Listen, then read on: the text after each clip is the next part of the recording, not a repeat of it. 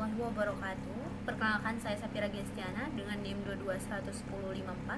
Pada video ketiga ini atau video kali ini, izinkan saya untuk menjelaskan PPT 8 pada materi membangun model clustering dalam mesin learning. Pada materi ini membahas bagaimana membangun model tanpa label untuk menemukan pola atau kelompok data. Dosen pengampu saya dalam mata kuliah sains data ini ada profil pengajarnya, yang di sini ada Ibu Siska Atmawan Oktavia. Ada latar belakang dan riwayat pekerjaan dari mata kuliah sains data. Di sini ada materi clustering.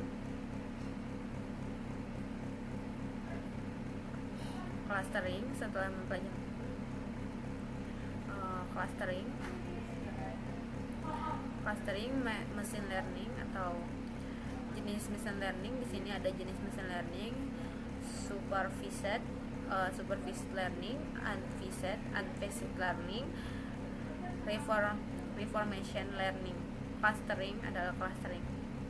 Nah, di sini ada clustering termasuk dalam unsupervised learning, yaitu pembelajaran mesin tanpa label bertujuan untuk menyelesaikan suatu masalah.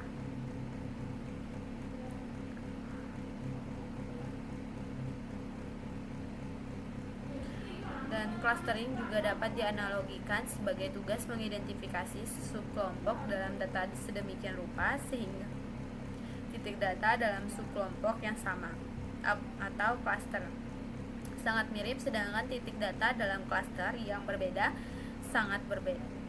Keputusan tentang ukuran kemiripan dapat ditentukan melalui jumlah centroid masing-masing kelompok dan jaraknya. Adapun clustering partition diset.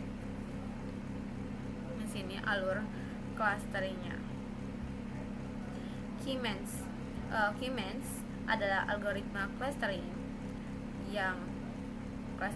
iteratif yang mencoba untuk mempartisi dataset menjadi sekelompok non-overlapping berbeda dengan ditentukan oleh clustering, di mana setiap titik data hanya dimiliki oleh satu kelompok. K-means mencoba membuat titik data dari data intraid cluster mirip mungkin sambil dengan titik data yang lain pada satu cluster. K-means menetapkan poin data ke cluster sedemikian rupa sehingga jumlah jarak kuadrat antara titik data dan pusat massa cluster. Rata-rata aritmatika dari semua titik data yang termasuk dalam cluster itu minimal semakin sedikit variasi yang kita miliki dalam cluster, semakin homogen atau serupa titik data dalam cluster yang sama. Adapun langkah-langkah metode K-means, yaitu langkah yang pertama memilih jumlah cluster awal K yang ingin dibuat atau menentukan jumlah cluster.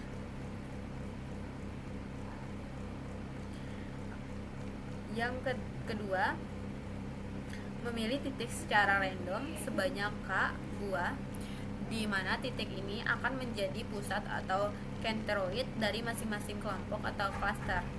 Langkah kedua adalah menentukan titik pusatnya. Dalam satu titik cluster terdapat satu titik pusat atau yang disebut dengan centroid. Penentuan awal posisi titik pusat ini bebas karena nantinya algoritma K-means akan merubah posisi tiap titik hingga dicapai solusi paling optimal. Pada gambar 2 ini ada titik merah untuk mewakili dari pusat cluster 1 dan titik biru itu cluster 2. Dengan demikian masing-masing poin akan memiliki titik pusat atau centroid yang paling dekat. Jika sudah dipilih, maka data poin tersebut akan menjadi bagian dari cluster. Dilanjutkan ada langkah-langkah metode key match yang ketiga, yang dimana dari dataset yang kita miliki, buat dataset yang terdekat dengan titik centroid sebagai bagian dari clustering tersebut, sehingga secara total akan terbentuk cluster sebanyak K2. Dari berdasarkan pengelompokan langkah kedua, maka setiap titik data saat telah bergabung dalam salah satu cluster, titik data yang diwakili dengan simbol X berwarna merah masuk ke cluster 1 dan simbol Y berwarna biru masuk ke cluster 2 seperti berikut. Langkah 4, metode key match. Adapun langkah kelima, keempat ini, lakukan kalkulasi dan tempatkan pusat centroid yang baru untuk setiap klasternya. Langkah ini dilakukan untuk menentukan centroid paling tepat untuk masing-masing klaster. Langkah keempat adalah melakukan perhitungan sesuai algoritma key match, yaitu mencari posisi titik pusat yang paling sesuai untuk setiap clusteringnya berdasarkan perhitungan jarak terdekat. Perhitungan jarak masing-masing titik data ke pusat cluster dapat menggunakan metode Euclidean distance. Ilustrasi perhitungan jarak dapat dilihat pada gambar ini. Optimasi key match. Nah, dari optimasi key match dapat dilihat ringkasannya. Saya akan meringkaskan sedikit permasalahan penentuan K. K terlalu kecil, informasi tersembunyi tidak terungkap. K terlalu besar, analisis menjadi sulit. Saya baca. Menjadi sulit. Elbow methods menggunakan metrik WCSS with cluster sum of squares. Langkahnya hitung WCSS untuk K 1, 2, 3 dan seterusnya. Buat grafik WCSS PS jumlah cluster, pilih jumlah K yang membentuk titik siku atau elbow. Titik elbow menunjukkan jumlah cluster yang paling optimal. Dilanjutkan optimalisasi. Maaf, ini sudah saya jelaskan tadi WCSS untuk K1, K2 dan K3 dan seterusnya. Buat grafik PWCSS PS jumlah cluster. Optimasi key match. Pada metrik di atas dapat diamati bahwa WCSS sebagai variabel dependennya. Sudah ada penjelasan dari optimasi key match.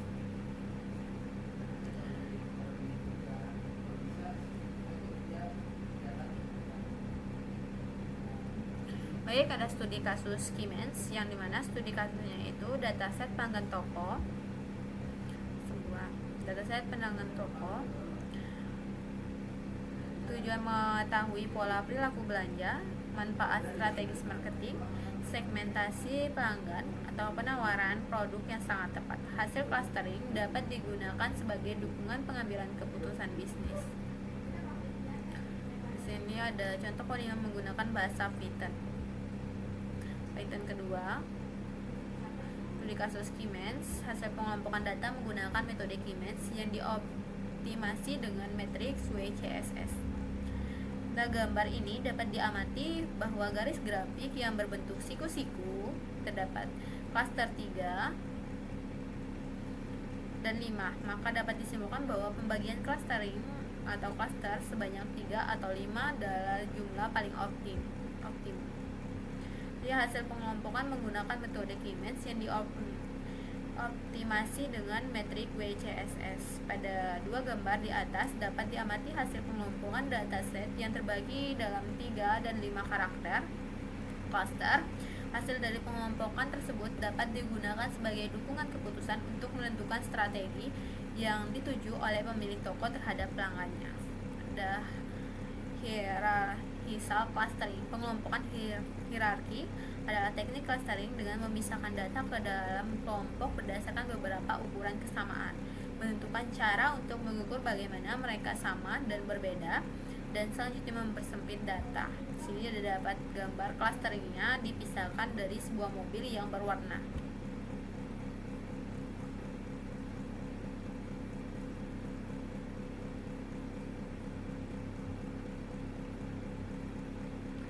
pada hierarki clustering.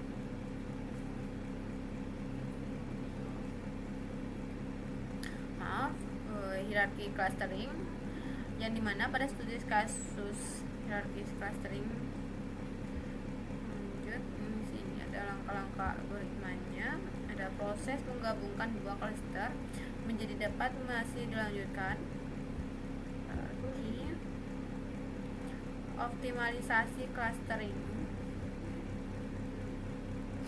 Optimalisasi clusteringnya diagram. Ilustrasi dari penentuan diagram adalah sebagai berikut, sama seperti pada contoh hierarki clustering sebelumnya.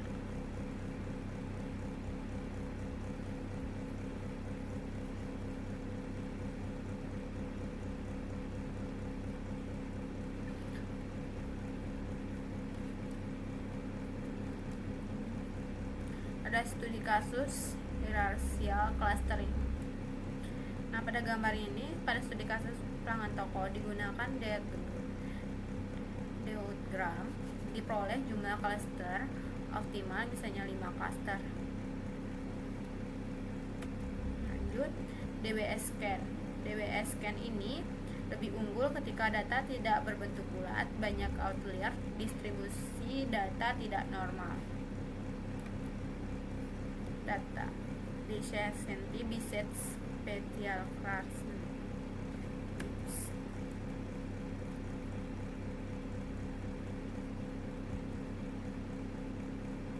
Oke, langsung saja kita ke praktek pada tugas yang sudah ada soalnya, yang dimana ada 4 yang kita gunakan kolom 2 sehingga 4 sebagai input fitur dengan diagram analisis jumlah cluster yang tepat. Kan juga setelah data solving trends disambungkan ke REST, lalu file CSV nya kita upload. Oke, di sini dataset customer, data trend shopping. Oke, baik, lanjut kita runkan. Nah, bakal tampil untuk data CSV nya. Di sini ada 2 kolom, nomor dan ID customer. ID customer design. Setelah itu kita tambah operatornya lagi, operator select.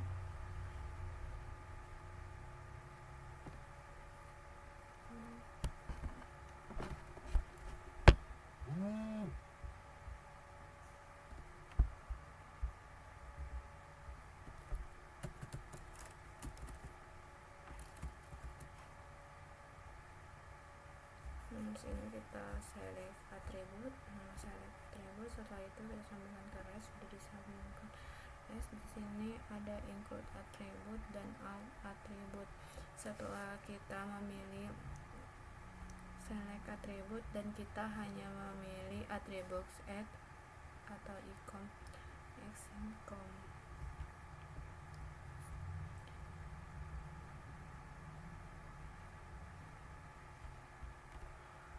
Sini kita menggunakan atribut accept, dan select atribut.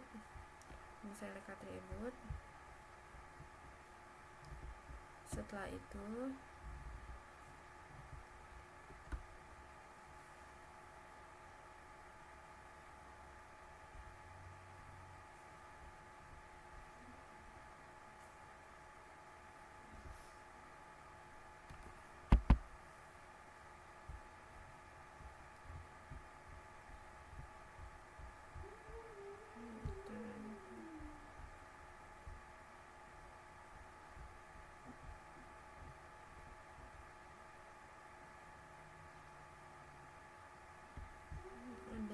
tampilan dari example set dan atribut.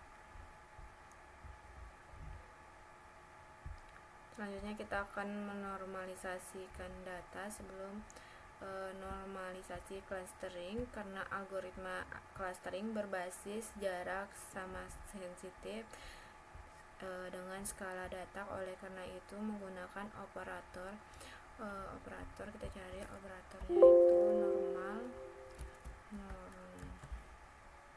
normalisasi tambah operator normalisasi agar setiap atribut berada skala yang sebanding.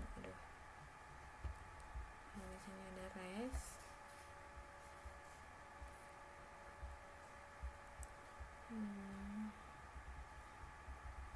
Hubungkan karena masih merah.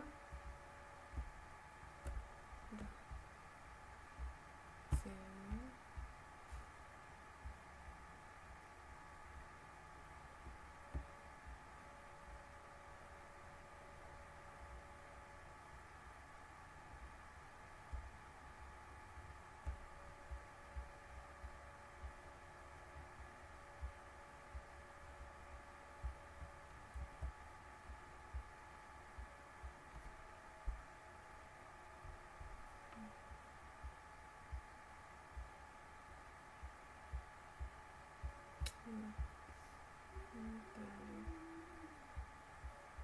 Kita coba runkan fixnya play.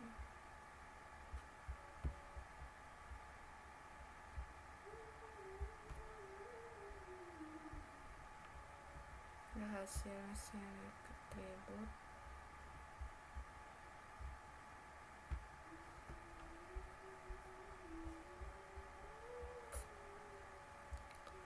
setelah normalisasi itu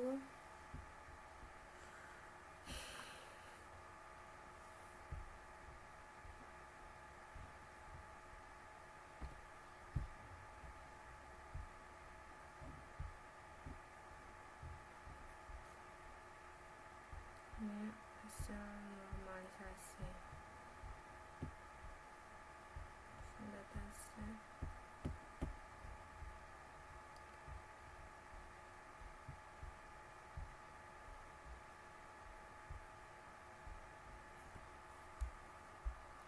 Atribut asSize itu dipilih karena bersifat relatif dan bersifat pelanggan. Baik, langkah selanjutnya itu kita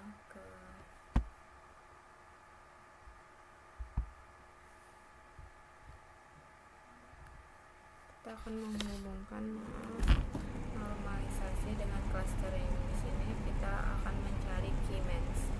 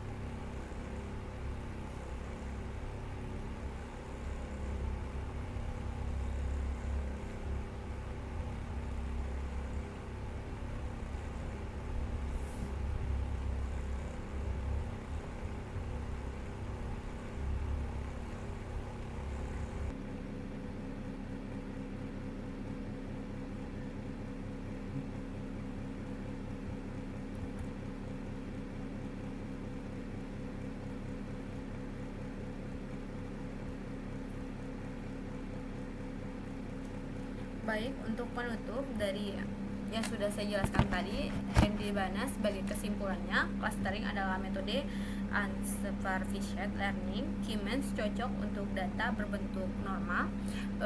Hierarchisial clustering memberikan visualisasi diagram DBS scan efektif untuk data dengan noise dan outlier. Optimasi sangat penting agar hasil clustering optimal. Clustering membantu pengambilan keputusan berbasis data dari yang sudah saya praktekkan tadi. Demikian penjelasan saya mengenai PPT ke-8 pada model pembangunan clustering. Terima kasih atas kesempatannya. Wassalamualaikum warahmatullahi wabarakatuh.